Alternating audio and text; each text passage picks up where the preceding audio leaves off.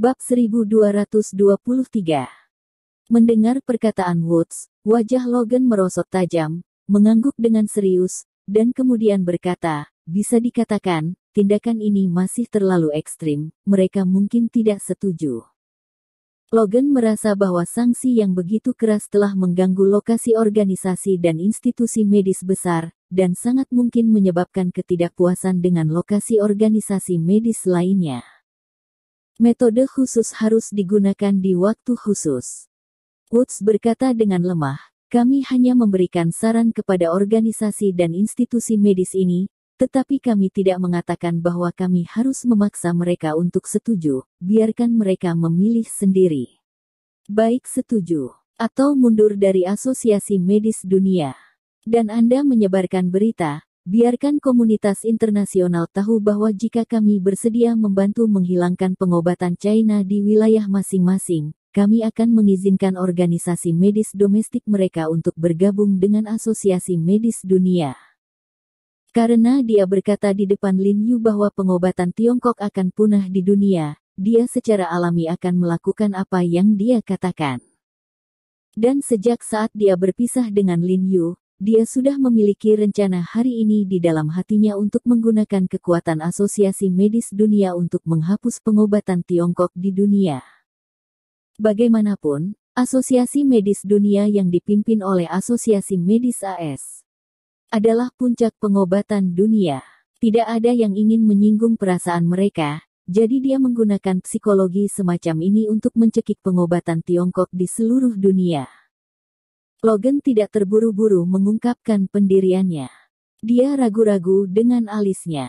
Identitasnya berbeda dengan Woods. Woods adalah seorang praktisi pengobatan barat murni dan hanya mempertimbangkan pengaruh medis, tetapi pertimbangannya jauh lebih rumit dan berbagai kepentingan.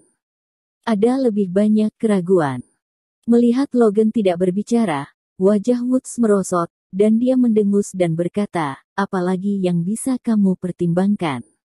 Bukankah barusan kamu mengatakan bahwa kamu ingin memberi anak berkulit kuning ini sedikit warna? Baru lupa. Selain itu, apakah Anda bersedia melihat Anne tinggal di sebelah anak ini? Bagaimana dengan putra Anda? Saya selalu ingin dia menjadi menantu saya secepat mungkin. Perkataan Woods benar-benar mengaitkan jejak kemarahan terakhir di hati Logan. Mata Logan melebar, dan dia tiba-tiba berteriak dan berkata, oke, lakukan saja apa yang kamu katakan. Jika kamu ingin melakukannya, lakukan lebih keras. Sehingga dia tidak punya tempat untuk menyerahkan. Mendengar ini, Woods akhirnya menunjukkan senyum santai di mulutnya, bersandar di sofa, memandang Lin Yu di TV, dan mencibir dengan jijik. Anak bau seperti ini ingin melawannya. Ini konyol. Lin Yu di seberang lautan tidak tahu apa-apa tentang apa yang dibicarakan Logan dan Woods. Setelah mengunjungi institusi medis, keduanya kembali ke rumah sakit utama Departemen Keamanan untuk mengunjungi Ross. Di saat yang sama, Lin Yu berbicara dengan Kui Mulang dan Bi Yue. Kerawu dan Sansui menjelaskan apa yang terjadi di malam hari. Karena orang-orang yang akan ditangkap pada malam hari adalah ahli seni yang mendalam dari Xingzong dan Fu Wei, untuk berjaga-jaga, Lin Yu memutuskan untuk membawa Kui Mulang secara pribadi untuk bertindak bersama. Ini adalah pertama kalinya dia harus membawa Kui Mulang dan mereka bertiga dalam sebuah misi. Dia tidak bisa menahan perasaan sedikit bersemangat dan bersemangat ketika dia berpikir untuk melihat keterampilan mereka bertiga segera.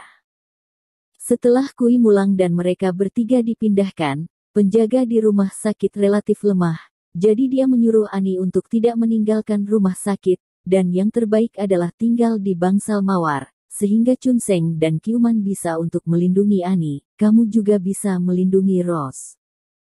Ditambah dengan Li Zenseng dan Bailey, itu bisa meyakinkan.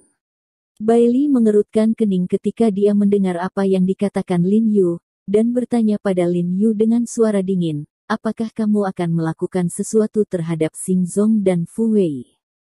Ya, saya berencana untuk menangkap mereka secara langsung malam ini. Lin Yu tidak menyembunyikannya, dan langsung memberitahu Bailey tentang rencananya. Butuh bantuanku. Bailey berkata dengan suara yang dalam, aku khawatir kamu tidak akan bisa mengatasinya. Kamu anak bisa mati jika kamu tidak membual. Li Zhensheng tidak bisa membantu tetapi mengutuk Bailey, tetapi berada di sini selama beberapa hari terakhir, melihat Bailey membual dan berpura-pura terlalu berlebihan, dia sudah melihatnya. Tidak, aku bisa mengatasinya, kamu hanya perlu melindungi Mawar di sini. Lin Yu tersenyum, lalu memikirkan saudara misterius Bailey, menyipitkan matanya, dan bertanya, jika adikmu punya berita, kamu bisa mengungkapkannya padaku, mungkin itu akan membantu. Tidak, tidak ada berita. Bailey menggelengkan kepalanya dan berkata, aku belum mendengar kabar darinya selama beberapa hari. Ketika dia berbicara, matanya dingin dan dia masih waspada jelas. Sampai sekarang, dia tidak benar-benar mempercayai Lin Yu. Lin Yu tersenyum dan tidak peduli, karena Bailey tidak bisa mempercayai satu sama lain, dan dia juga tidak bisa mempercayai Bailey dan senior di belakang Bailey.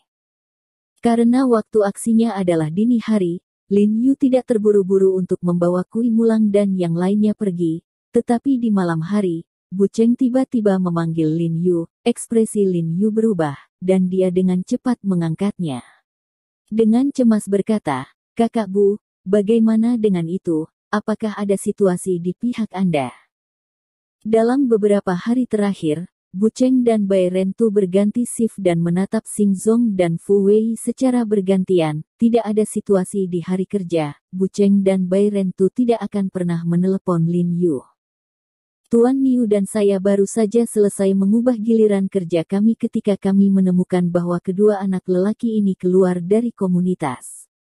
Saya segera mengikuti, kata Bu Cheng buru-buru.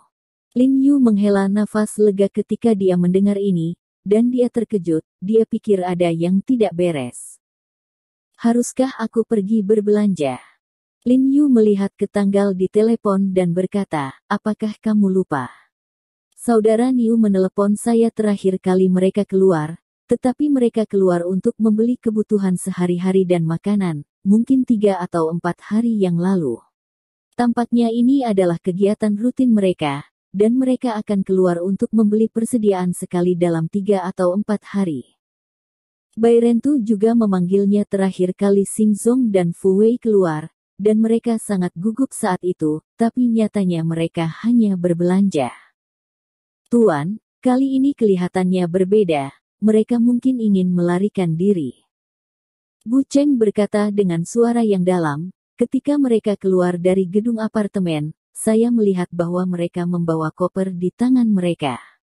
Meskipun mereka tampaknya tidak memiliki banyak barang, mereka tidak memiliki banyak barang saat keluar. Banyak, jadi saya rasa mereka kemungkinan besar akan melarikan diri. Tidak bisakah? Lin Yu tiba-tiba mengerutkan kening, dan berkata dengan bingung, jika mereka ingin melarikan diri, mereka seharusnya melarikan diri selama si Shao Chun ditangkap. Mungkinkah mereka menerima kabar sebelumnya? Suara di ujung telepon terdengar dingin.